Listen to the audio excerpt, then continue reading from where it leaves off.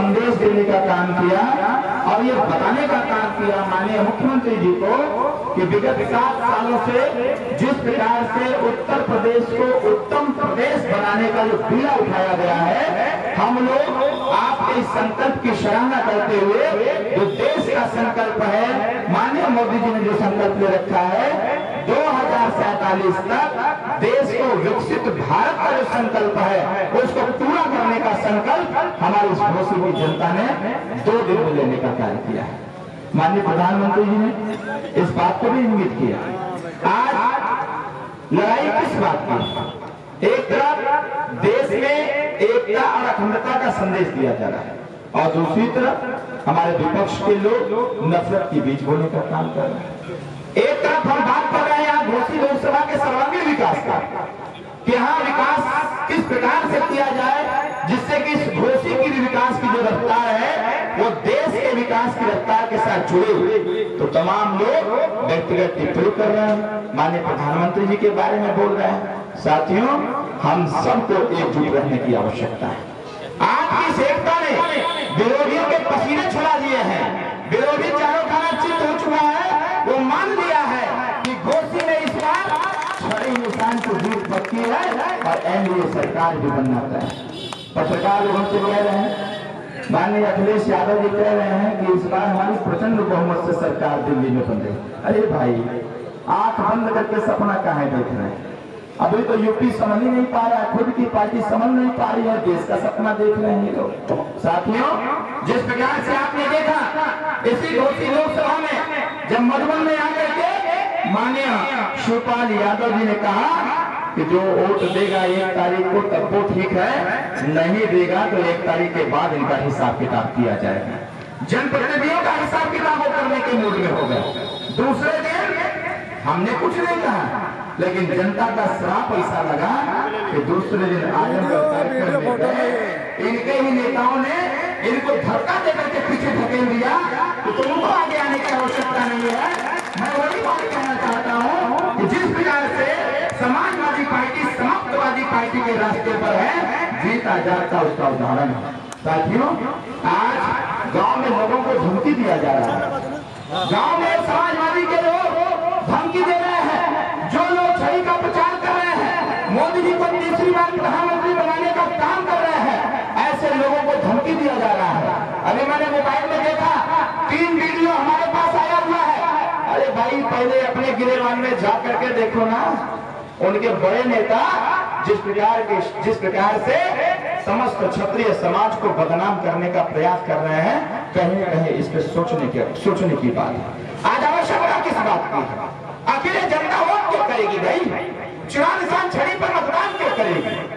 लोग पूछ रहे हैं, पत्रकार साथी कि विपक्ष का प्रत्याशी कह रहा है हमने बहुत सारे काम किए। अरे भाई, बहुत सारे काम किए तो अपनी यूनिवर्सिटी बेंगलोर में क्यों बना दिए? अपना मेडिकल कॉलेज बेंगलोर में क्यों बना दिए? इंजीनियरिंग कॉलेज बेंगलोर में क्यों बना दिए? अपनी फैक्ट्री बेंगलोर में क्यों बना दिए? अपना बिजनेस व्यापार दुबई में क्यों बना दिए? अगर इतना घोसी के प्रति हमदर्दी थी या है तो सारी व्यवस्था घोसी बना दिए होते, यहाँ के बेरोजगारों को जिंदाबाद जिंदाबाद जिंदाबाद जिंदाबाद। हमारा नेता कैसा हो, हमारा नेता कैसा हो। ये बात हमारी जनता समझ रही है अच्छी प्रकार से कि जब तक इस घोसी लोकसभा में, जब तक इस मऊ में जिस प्रकार से हम लोगों का फोन आता है, हमें भी पता है पीपीई मॉडल पर यहाँ पर एक मेडिकल कॉलेज बन रहा है, लेकिन उसमें तो जो होगा होगा ही। जब तक राजकीय मेडिकल कॉलेज मऊ में नहीं बनेगा तब तक हमारे कॉलेजों को ठंडक मिलने वाला नहीं है। आज साथियों, जिस प्रकार से आज मऊ के जनपद के लोगों की समस्याएं हैं, उन समस्याओं पर बात करने की आवश्यकता है। जो यहाँ के पढ़े लिखे बेरोजगार नौजवान हैं, उनको रोजगार कैसे प्राप्त होगा, इस पर सवाल करने का समय है। आज जो गांव गरीब के छोटे छोटे बच्चे अच्छी शिक्षा नहीं पा रहे हैं, ऐसे लोगों को अच्छी शिक्षा कैसे प्राप्त होगी, ये विषय यहाँ पर खड़ा करने का सवाल। विपक्ष के लोग इस बात को भी नहीं समझ पा रहे हैं कि गरीब जनता की जो मांग है, उसकी जो भावना है, उसकी जो सोच है, अगर उस पर बात करते कहीं न कहीं सरकार उस पर चिंतन मंथन करने का काम करती है। कल माननीय प्रधानमंत्री जी के बगल में हम बैठे थे, आप वीडियो में देखे होंगे जिस प्रकार से माननीय प्रधानमंत्री जी ने जीत का मोहर मेरे बाह में लगाने का काम किया, उसी से साबित हो गया कि माननीय प्रधानमंत्री जी ने नरेंद्र मोदी जिंदाबाद, नरेंद्र मोदी जिंदाबाद। इस बार घोषे की जीत को पक्की करने वाला यही बाहुबल यही कहा था।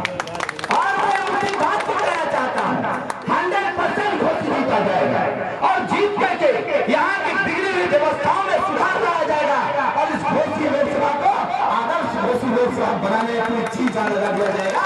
अगर हर क्षेत्र का, हर लोकसभा क्षेत्र का, हर जनपद का विकास हो सकता है तो फिर घोषी के पीछे रहेगा। साथियों, यहाँ एक अच्छे नेतृत्व की आवश्यकता है और ऐसा नेतृत्व जो खोज खोज करके काम करने का काम करे। आज यहाँ की 5 फैक्ट्रियां जो बंद पड़ी हुई है, आपकी घोषी की चीनी मिल चालू हालत में है। जब मैंने डेटा पूरा कलेक्शन किया तो मुझे पता चला कि जब ये फैक्ट्रियां चालू हालत में थी, जिसको समाजवादी पार्टी और बहुजन समाज पार्टी के लोगों ने ध्यान नहीं दिया और फैक्ट्री जर्जर हो गया। साथियों, मैंने जब इसका इतिहास मैंने निकाला, जब मैंने इसकी समीक्षा किया तो मुझे यह पता चला कि लगभग 37,500 से ज्यादा नौजवान यहाँ का घोषी का यही पर काम करता था और अपने परिवार के साथ रहकर के फैक्ट्री में काम करने जाता था और काम करके पैसा कमाता था, अपने बच्चे को अच्छी शिक्षा देने का काम करता था। आज सारी फैक्ट्रियां बंद हो गई। इसके पीछे कौन है? इसके पीछे वही समाजवादी पार्टी और बहुजन समाज पार्टी के लोग हैं, जिन लोगों ने पूर्वांचल की तरफ ध्यान न दे करके पूर्वांचल को अभागा साबित कर दिया। आज साथियों, ये कहने मुझे फक्र महसूस होता है कि आज हमारा पूर्वांचल देश का प्रधानमंत्री बनाने का काम करता है। आज हमारा पूर्वांचल उत्तर प्रदेश का मुख्यमंत्री बनाने का काम करता है। आज हमारा पूर्वांचल देश चलाने का काम करता है और पूर्वांचल से प्रधानमंत्री पूरी दुनिया में कई कागज में बजाने का काम करते हैं। साथियों, ऐसे उत्तर प्रदेश के हम लोग रहने वाले, हमारा मानना यह है, मैं तो आपसे आग्रह करूंगा, आने वाले 1 तारीख को चुनाव निशान छड़ी का बटन दबाइए। मैं दावे के साथ कहना चाहता हूँ साथियों, विकास कार्य की जो गति रुकी हुई है उसको रफ्तार देने का काम किया जाएगा और माननीय प्रधानमंत्री जी के सपने को साकार करने के लिए इस पूरे मऊ जनपद का सर्वांगीण विकास करते हुए हर व्यक्ति को संतुष्ट करने का प्रयास किया जाएगा, जिससे कि गरीब अपनी ताकत को समझ सके। और लोकतंत्र में मतदान तो करना ही करना है, लेकिन मतदान, अभी मैं माला पहना के आया डॉक्टर भीमराव अम्बेडकर साहब को, जब मैं माला पहना रहा था मैं अपने मन में संकल्प ले रहा था। हमने कहा गरीब को मैं जगा रहा हूं इनको अपने अधिकार के प्रति। हमने कहा कि बाबा साहब आपने अधिकार दिया है लोकतंत्र को मजबूत करने के लिए कोर्ट का। एक कोर्ट अगर देश का राजा है तो वोट भी देता है, देश के प्रधानमंत्री है तो वोट भी एक वोट देते हैं, और जो हमारे गांव का गरीब है वो भी एक वोट देता है। और जब वोट देता है तो जरूर समझता है कि हमारा वोट किस प्रत्याशी को मिलना चाहिए। डॉक्टर भीमराव अम्बेडकर साहब ने जिस प्रकार से संविधान की संरचना करते हुए इस देश को संचालित करने का प्रयास कर रहे हैं, और विरोधी दल के लोग बार बार नारा लगाने का काम कर रहे हैं कि देश का संविधान खतरे में है। अरे मैं बताता हूँ, देश का संविधान खतरे में नहीं है। देश का संविधान जब खतरे में था तो उस खतरे से निकालने वाले देश के प्रधानमंत्री नरेंद्र मोदी जी 2014 के बाद जिस प्रकार की स्थिति उत्पन्न हुई है साथियों, आज देश संविधान से चल रहा है। ये जो लोकसभा का चुनाव 7वें चरण में प्रवेश किया है, आप देख लीजिए, जहां पर भाजपा की सरकार नहीं है, जहां पर भाजपा की सरकार नहीं है, वहां पर क्या स्थिति है। अभी बंगाल में आपने देखा वोटिंग के दिन किस प्रकार का बवाल हुआ, उत्तर प्रदेश में काहे नहीं हो जाता। एक पत्रकार ने हमसे पूछा कि भाई आज का टेम्परेचर बड़ा हाई है और कल माननीय प्रधानमंत्री जी आए थे, टेम्परेचर हाई था लेकिन बारिश हो गया था, आज बारिश क्यों नहीं हुआ।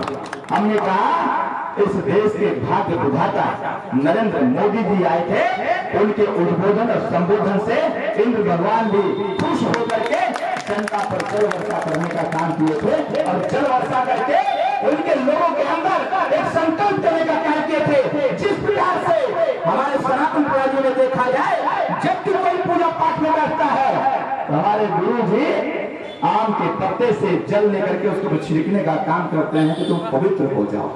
और साथियों, उसी प्रकार से कल इंद्र भगवान ने सबके ऊपर जल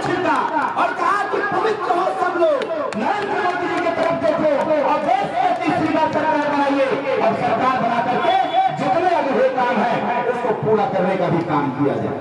आज जब पत्रकार ने पूछा कि टेम्परेचर बड़ा गर्म है, हमने कहा योगी जी आए हैं इसलिए टेम्परेचर गर्म है। उन्होंने कहा कैसा? अगर भाई समझ लीजिए महाराज जी आए हुए हैं हमारे मऊ जनपद में, इसलिए टेम्परेचर आज का हाई है। और जैसे ही महाराज जी चले जाएंगे, जैसे ही मऊ छोड़ेंगे, फिर माहौल एकदम ठंडा हो जाएगा। और ईश्वरी कृपा देखिए, महाराज जी गए, बादल हो गया पूरा चारों तरफ, मौसम ठंडा ही ठंडा हो गया। तो भाई संघर्ष का ताप दिखता है, संघर्ष का प्रभाव दिखता है। जो व्यक्ति इस जनता के लिए, इस प्रदेश के लिए अपने आप को समर्पित कर दिया हो, जो तपस्या करता हो जनता के लिए, उसका तो ताप तो दिखेगा ही दिखेगा।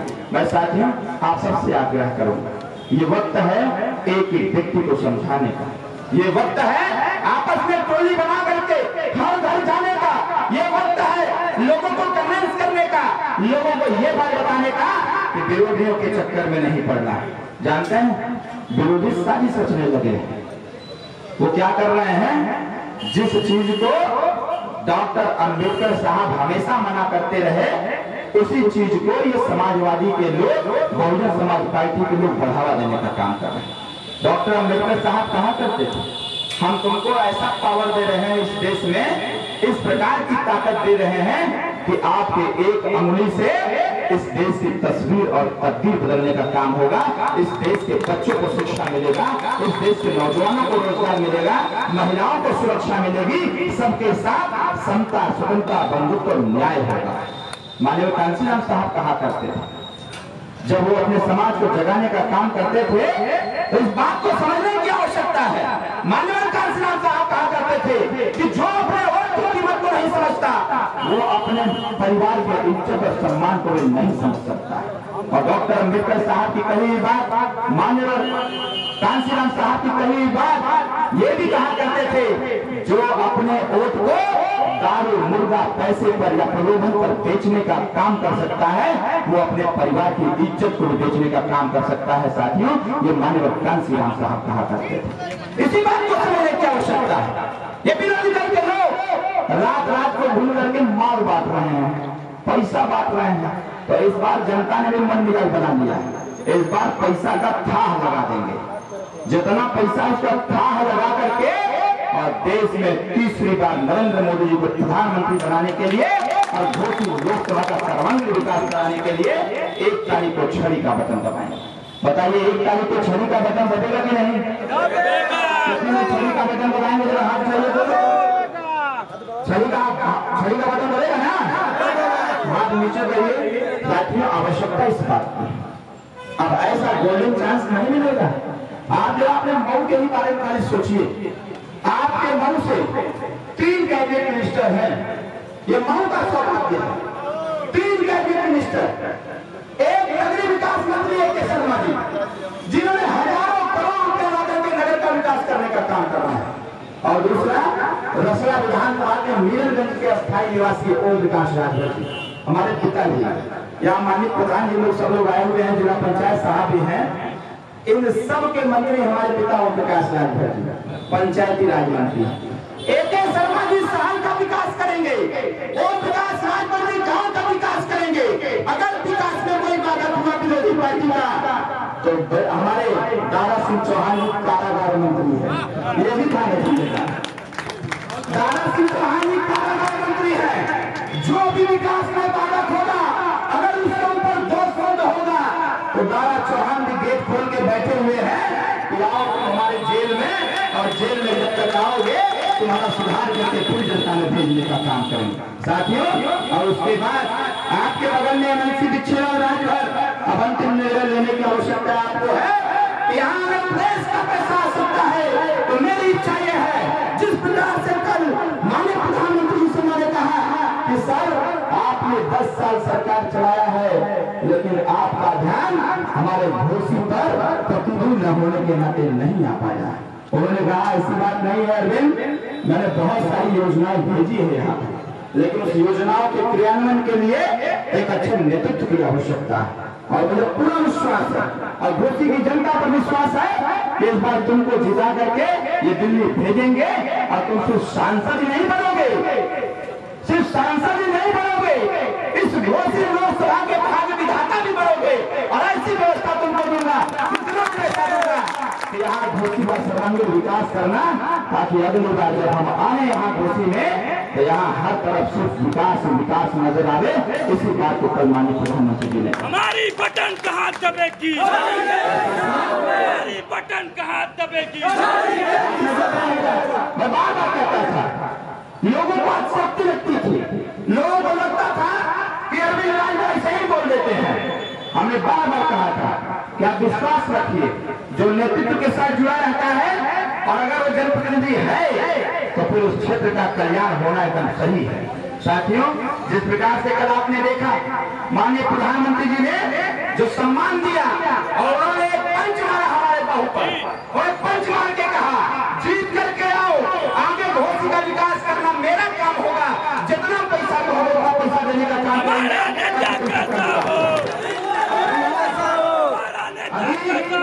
अरविंद राजभर जैसा हो।